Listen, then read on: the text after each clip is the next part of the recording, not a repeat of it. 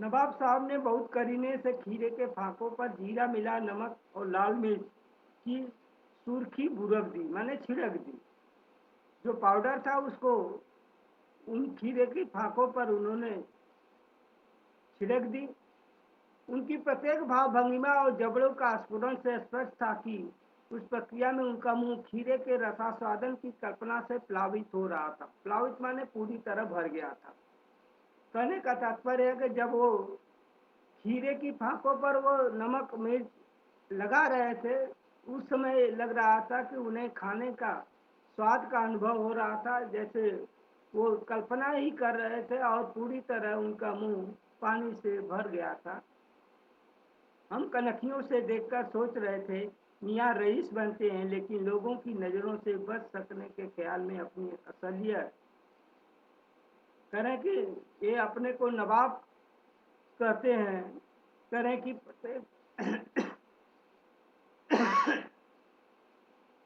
मियाँ रईस बनते हैं, अपने को नवाबजादा बनते हैं, नवाब बनते हैं, लेकिन लोगों की नज़रों से बच सकने के ख्याल में अपनी असलियत पर उतर आए। वास्तविक स्थिति पर वास्तविकता यही है कि जब हम कोई चीज़ खाते हैं, खाने की इच्छा होती है, तो हमारे मुंह में पानी आ जाता है।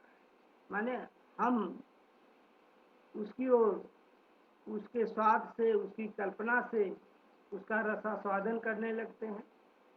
यही दशा नवाब साहब की हुई। यह स्वाभाविक है, लेकिन वो अपने आप को रईस बनते थे, बड़े लोग बनते थे।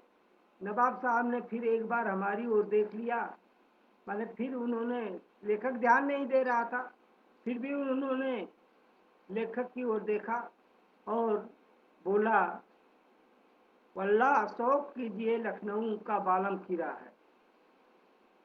माने खुदा कसम, वल्लाह, वल्लाह माने खुदा कसम, शौक कीजिए माने लीजिए, ये लखनऊ का बालम खीरा है। लखनऊ का बालम खीरा बड़ा प्रसिद्ध है। बालम खीरा का मतलब खीरा की एक प्रजाति होती है जो बड़ा होता है।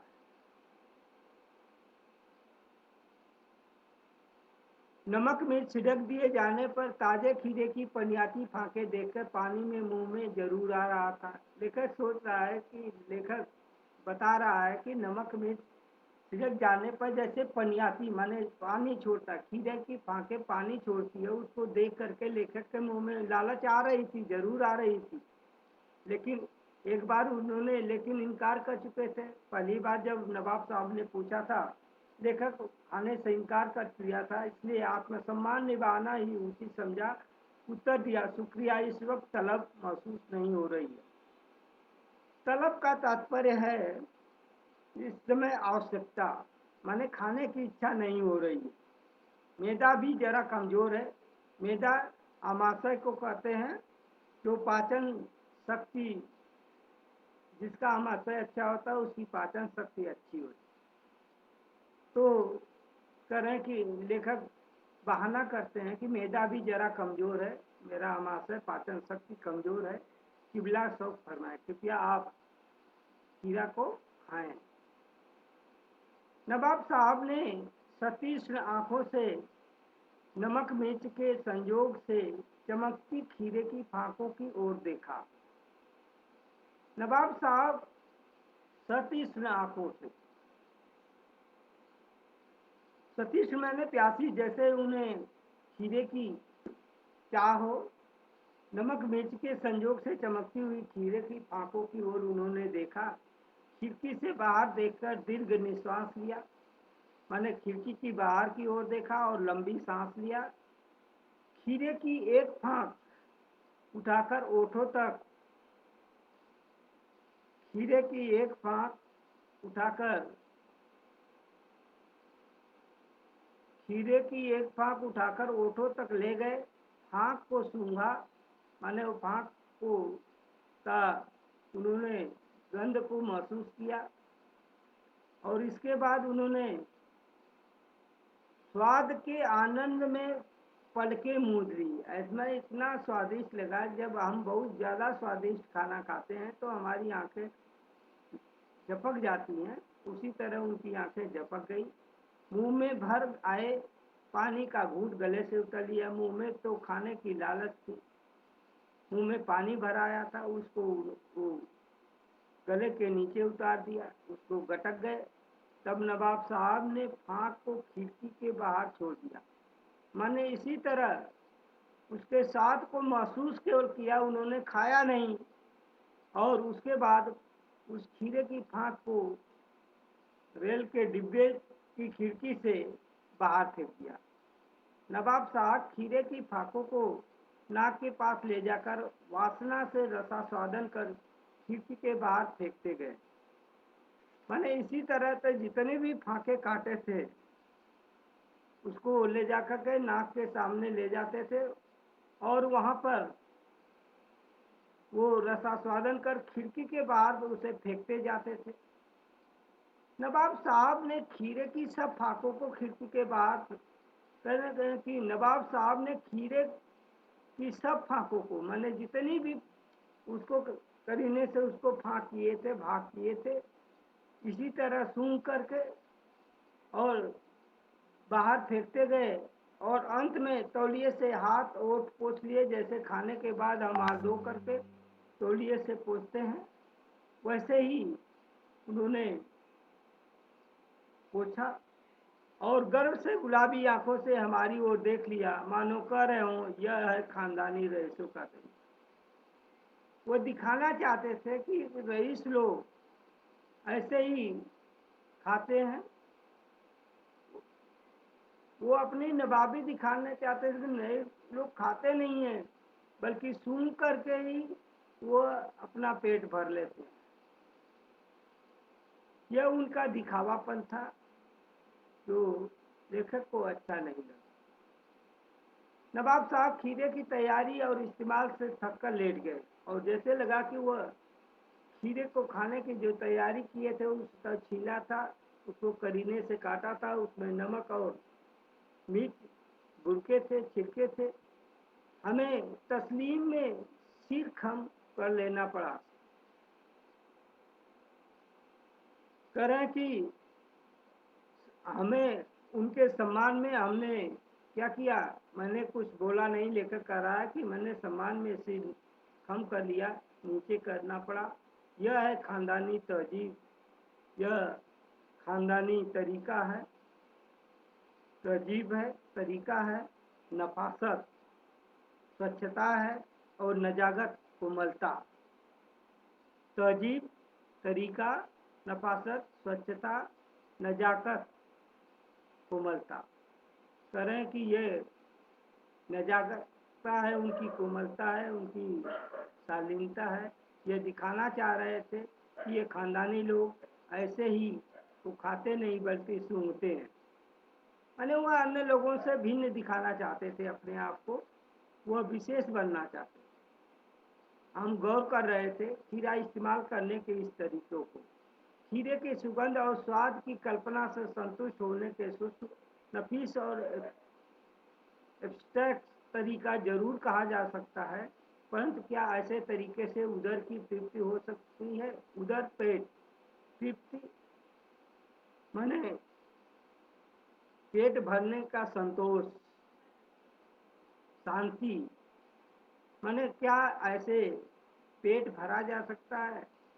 यह नफीस, नफीस माने बढ़िया, करें कि यह खाने का बढ़िया सूक्ष्म और एब्स्ट्रैक्ट जो दिखाई नहीं देता है उसे एब्स्ट्रैक्ट कहते हैं। तो करें कि यह उससे अच्छा तरीका कोई जरूर नहीं हो सकता, लेकिन ऐसे तरीकों से पेट को तृप्ति नहीं मिलती। नवाब साहब की ओर भरे पेट के ऊंचे डकार का शब्द सुनाई दिया। उन्होंने खाया नहीं, बल्कि दिखावटी उन्होंने डकार लगाई कि उनका पेट भर गया है। और नवाब साहब ने हमारी ओर देखकर कह दिया, और लेखक की ओर नवाब साहब देखते हुए कहा कि खीरा लजीज होता है। लजीज बहुत अच्छा, करें खीरा क्या होता है? बहुत लजीज होता है, लेकिन होता है सफ़ीद। माने अपच, शकील माने अपच। करें तो स्वादिष्ट तो होता है लेकिन अपच जल्दी पचता नहीं।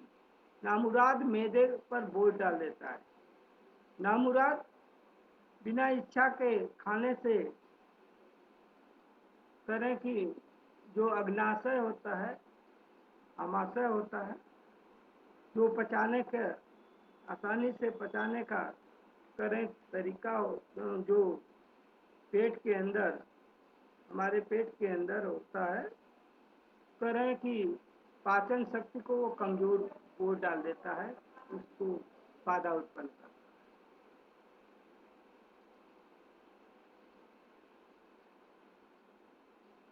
ज्ञान चक्षु खुल गए, करें कि यह देख करके कि मुझे समझ में आ गया, मुझे ज्ञान की रूपी जो आंखें खुल गई मेरी, मैं पहचाना ये है कहानी के लेखक।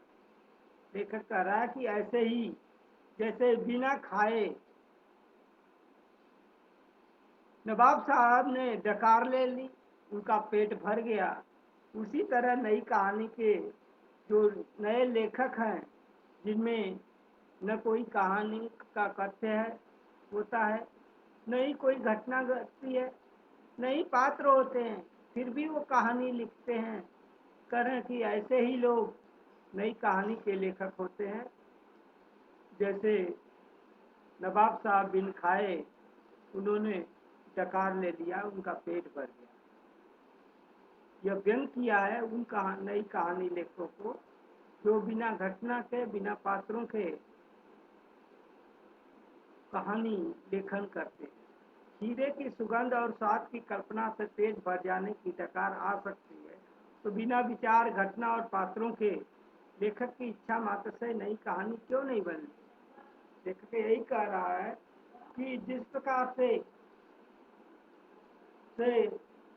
खीरे की केवल सुगंध और स्वाद की कल्पना मात्र से पेट भर जाता है, भर सकता है, तो बिना विचार, घटना और पात्र के कहानी भी लिखी जा सकती है।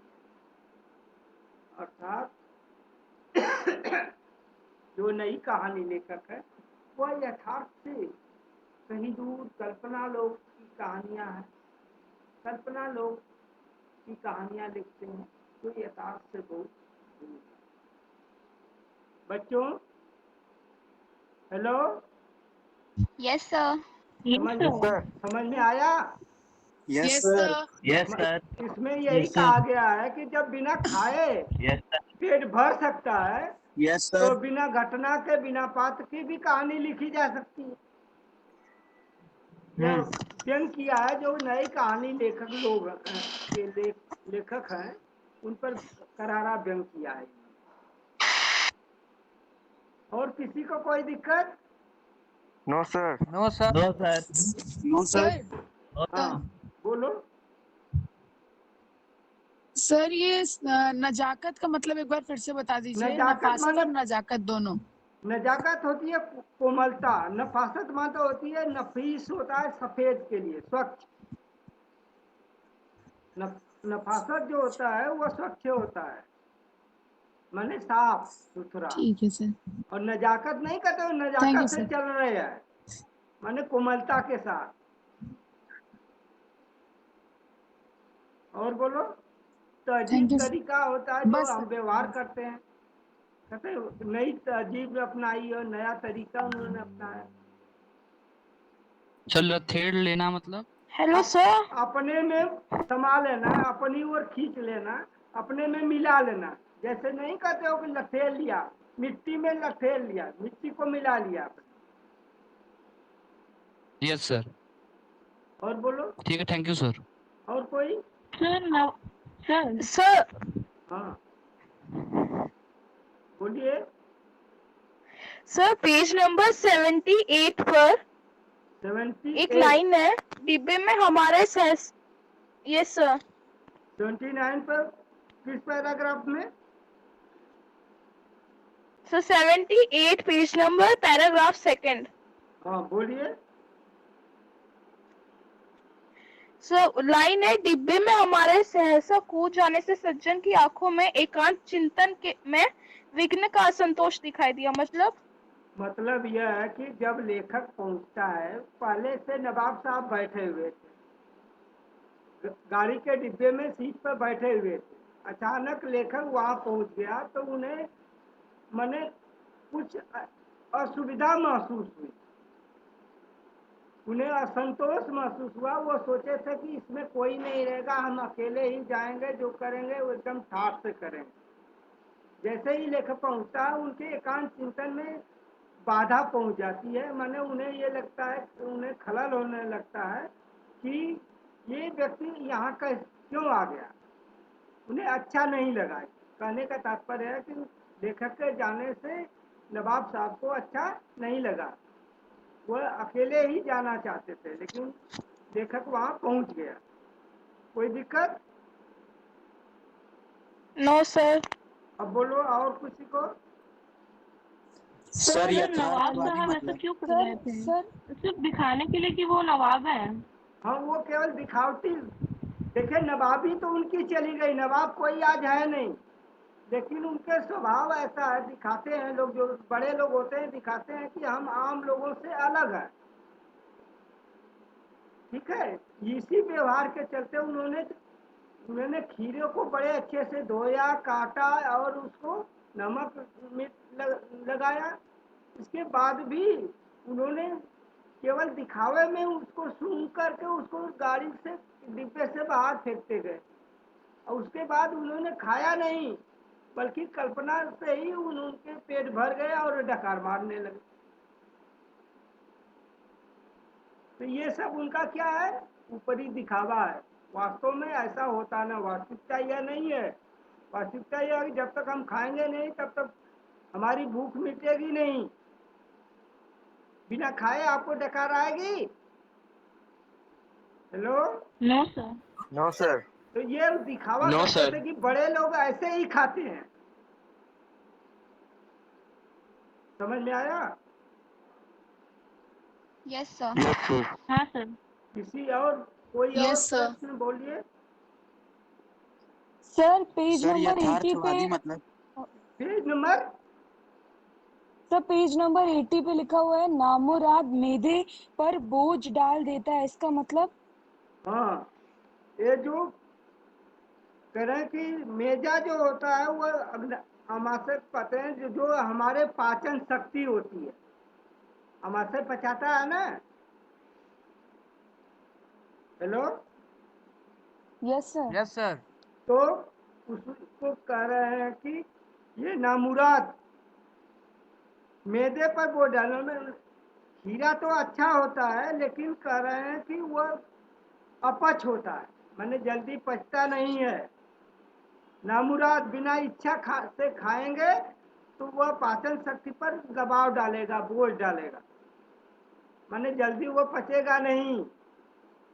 समझ में आ गया? Yes sir. शकील माने होता है अपच, माने जो पचने योग्य ना हो, जल्दी नहीं पचता है, वह शकील होता है। यह उर्दू फारसी का शब्द है। ठीक है? Yes sir. और कोई?